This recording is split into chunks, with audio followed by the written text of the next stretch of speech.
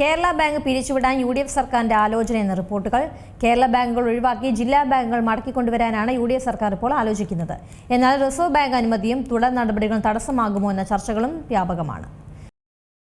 LDF സർക്കാർ 2016 അധികാരത്തിലേറിയ സമയത്താണ് Kerala bank രൂപീകരിക്കുന്നത്. പിന്നീട് കേരള ബാങ്ക് പ്രവർത്തനം ആരംഭിക്കുന്നത് 2019 നവംബർ 29-നും. ഇപ്പോഴിതാ കേരള ബാങ്ക് ഒഴിവാക്കി ജില്ലാ സഹകരണ ബാങ്കുകൾ തിരിച്ചുകൊണ്ടുവരുന്നതിന്റെ കാര്യം സംസ്ഥാന സർക്കാരിന്റെ പരിഗണനയിലെന്ന പുതിയ റിപ്പോർട്ടുകൾ വരുന്നുണ്ട്. അതായത് സംസ്ഥാന സഹകരണ ബാങ്ക്, ജില്ലാ സഹകരണ ബാങ്ക്, പ്രാഥമിക സഹകരണ ബാങ്ക് തുടങ്ങിയ സ്ഥാപനങ്ങളാണ് സഹകരണ ബാങ്ക് മേഖലയിൽ ഉണ്ടായിരുന്നത്. കേരള ബാങ്കിന്റെ രൂപീകരണം എന്ന് പറയുന്നത് സംസ്ഥാന സഹകരണ ബാങ്കും 13 ജില്ലാ സഹകരണ ബാങ്കുകളും സംയോജിപ്പിച്ചാണ്. നിലവിൽ കാസർഗോഡ് ഒഴികെയുള്ള ജില്ലാ സഹകരണ ബാങ്കുകളെയാണ് ഇതിൽ കൂട്ടിയോജിപ്പിച്ചിരിക്കുന്നത്. പക്ഷേ കേരള ബാങ്ക് സംസ്ഥാനത്തെ സഹകരണ മേഖലയ്ക്ക് വലിയ തിരിച്ചടി ഉണ്ടാക്കിയെന്നാണ് ഇപ്പോൾ UDF പറയുന്നത്.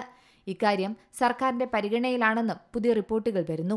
എന്നാൽ ഈ ദൗത്യം അത്ര എളുപ്പമല്ല. കാരണം റിസർവ് ബാങ്കിന്റെ അനുമതി വാങ്ങി പഴയ പോലെ ജില്ലാ സഹകരണ ബാങ്കുകളാക്കാൻ വലിയ വെല്ലുവിളിയും സമയവും ഏറെയുണ്ട്. അതേസമയം കേരള ബാങ്ക് രൂപീകരിക്കുമ്പോൾ നൽകിയ വാഗ്ദാനങ്ങളും ഉറപ്പും പാലിക്കപ്പെട്ടില്ലെന്നും നിറയെ ആക്ഷേപങ്ങളും ആരോപണങ്ങളും ഉടനീളം ഉയരുന്നുമുണ്ട്. News desk Zee Malayalam news.